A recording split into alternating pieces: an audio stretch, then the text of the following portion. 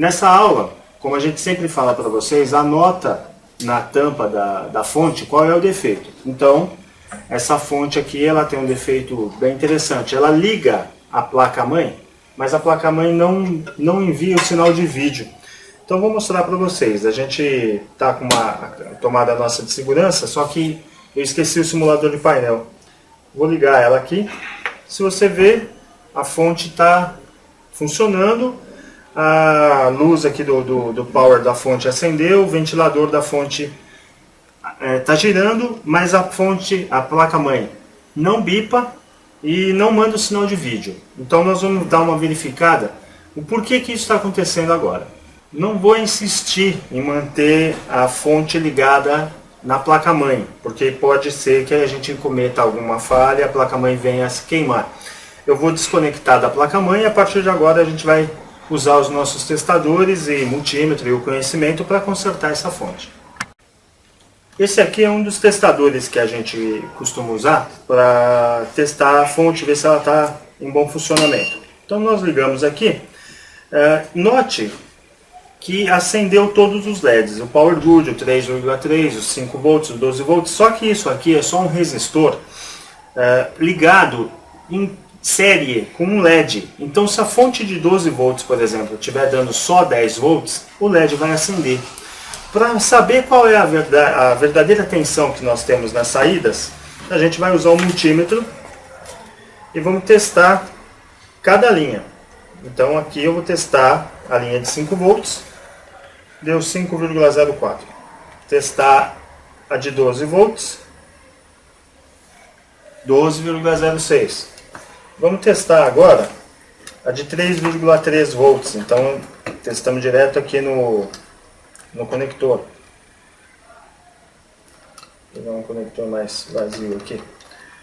3,3 volts. As tensões parecem estar boas. O que pode fazer com que a placa ligue e não dê vídeo? O circuito do Power Good. O Power Good não é enviado para a placa-mãe e a placa-mãe não dá o vídeo, ela não starta. E isso a gente vai ver agora. Nós vamos medir qual é a voltagem do Power Good ali e pegar um outro aparelho para ver qual é o tempo que o Power Good está demorando para aparecer, se é que ele aparece.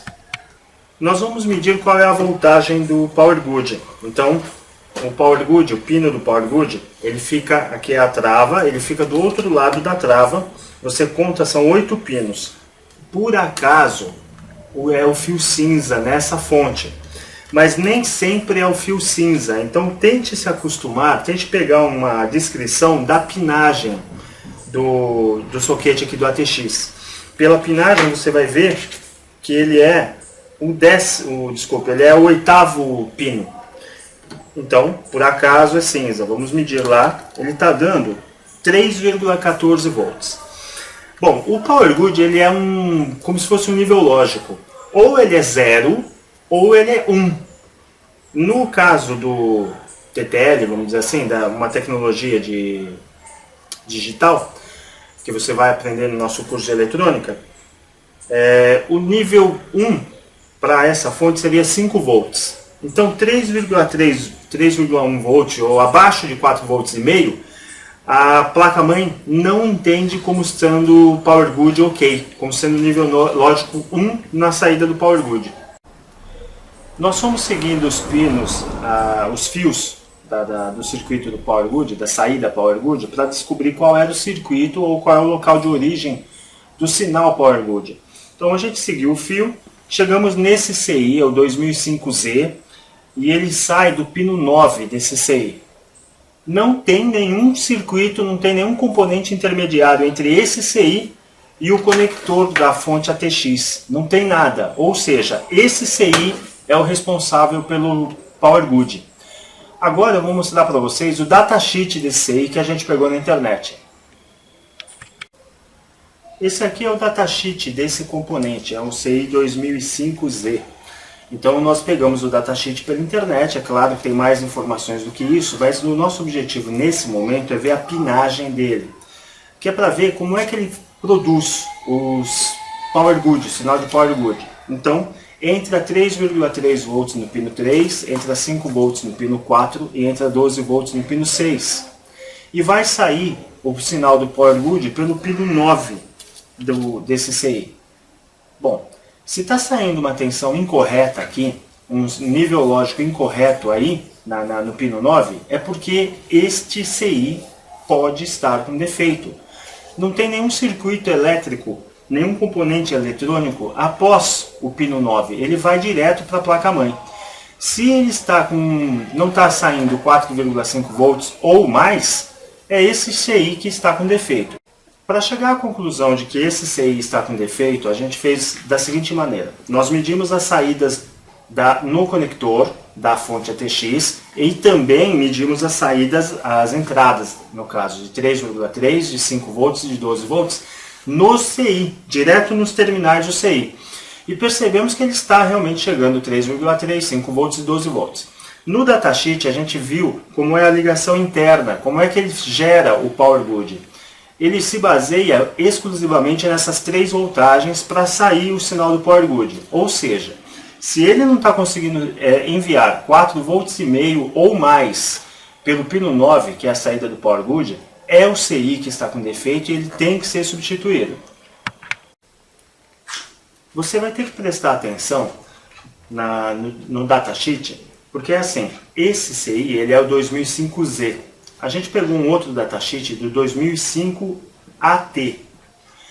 Ele é totalmente diferente, a pinagem é totalmente diferente. Então, nesse aqui, o Terra, por exemplo, é no pino 12, no Z. No 2005 AT, o Terra fica no pino 5. Ou seja, não dá para você simplesmente tirar esse CI daqui, da fonte ATX, e colocar um outro 2005 AT no lugar. Então você tem que tirar um 2005Z e colocar outro 2005Z. E você tem que prestar atenção se o datasheet que você está pegando da internet é de qual modelo. Então, quando a gente foi procurar o 2005, nós achamos vários. Tem o 2005 AT, o 2005B, o 2005Z e assim vai. E muitos CIs de fontes ATX são assim também. E não só CI, como alguns transistores. Então você tem que prestar sempre atenção se o datasheet que você pegou é realmente do componente que você vai trocar. Nós da BT Eletrônica sempre indicamos que você substitua os componentes de uma fonte ATX ou de qualquer outra coisa qualquer outro aparelho que você vier consertar, substitua por um componente novo. Vamos supor, eu vou passar uma dica aqui agora, que não costumo fazer, mas é uma dica que pode ser útil para vocês em campo, tá? Vamos supor que você não tem esse chip. Vai demorar, sei lá, um mês para você receber um chip desses e você precisa dessa fonte funcionando e é só o circuito do Power Good que está com problema. Uma das opções que você tem, caso você não tenha como substituir esse CI, é a seguinte. Você pega um resistor, liga ele no 5 volts, não é no 5 volts standby, é no 5 volts normal que vai para o conector da TX.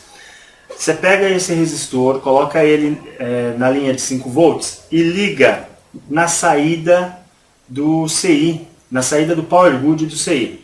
Qual é o objetivo disso? Estava dando 3,3 volts nesse caso. Quando eu coloquei esse resistor, ele foi para 4,7 volts, porque o resistor forneceu um pouco mais de corrente para a saída de CI do Power Good. E a placa-mãe ligou.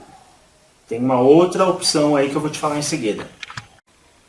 A segunda opção que você tem, caso a primeira tentativa não deu certo, né, que você colocou o resistor ali junto com o sinal do Power Good, pode ser que não tenha funcionado, vai depender de como tiver o circuito integrado. A segunda opção é esta aqui. Você corta o fio do Power Good, liga o fio do Power Good aqui nesse ponto e você faz esse circuito. É um resistor de 1K ligado direto nos 5 volts da saída ATX, não é nos 5 volts standby, é nos 5 volts da saída do conector da ATX. E um capacitor de 1000 micro ligado no Terra. Então isso aqui, enquanto o capacitor estiver carregando, ele vai demorar um tempo para carregar. O capacitor carregou, vai ter 5 volts no pino do Power Good e a placa-mãe vai ligar e vai dar vídeo. Esses valores dos componentes que a gente está indicando, eles podem não ser os ideais para a sua placa-mãe. Então talvez você tenha que aumentar um pouco o resistor, o valor do resistor, ou aumentar um pouco o valor do capacitor, ou diminuir que é para você chegar num tempo certo para sua placa-mãe ser enganada, vamos dizer assim, por essa solução. Lembrando sempre, esta é vamos dizer assim, uma solução que não é a ideal. O ideal seria trocar o CI.